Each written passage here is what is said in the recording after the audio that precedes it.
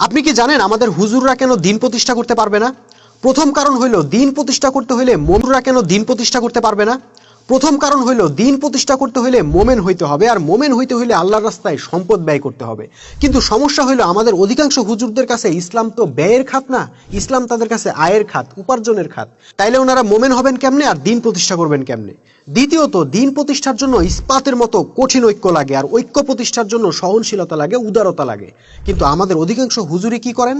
সারাটাক্ষণ তারা একে অপরের বিরুদ্ধে ফতোয়াবাজি, তর্ক, বাহাস, মুনাজারা ইত্যাদি চালায় যান, আর একে অপরকে কাফের, মুরতাদ, ইহুদির দালাল সাব্যস্ত করেন। সুতরাং তাদের দ্বারা আর যাই হোক ঐক্য সম্ভব না, ফলে দিন প্রতিষ্ঠাও সম্ভব না। তৃতীয়ত, দিন প্রতিষ্ঠার জন্য একজন নেতার আনুগত্য লাগে, সেই নেতার কমান্ড মোতাবেক দিন প্রতিষ্ঠার সংগ্রাম করতে হয়। কিন্তু ভাই, আমাদের অধিকাংশ হুজুরদের যে অহংকার, আপনার কি মনে হয় তারা সবাই মিলে কোনো একজনকে নেতা মানতে পারবে? কখনোই না। তাইলে ওনারা কেমনে দিন প্রতিষ্ঠা করবে বলেন তো? ভাই, উনাদের আশায় আর কতদিন বৈশা থাকবেন? এবার আসেন না আমরা সাধারণ মানুষরাই কিছু করি। রাসূল সাল্লাল্লাহু আলাইহি ওয়াসাল্লাম কিন্তু সাধারণ মানুষদেরকে দিয়েই বিপ্লব করছিলেন। ভুখা নাঙ্গা বেলাল, খাব্বাবদেরকে দিয়েই আবু জাহেলদের পতন ঘটাইছিলেন।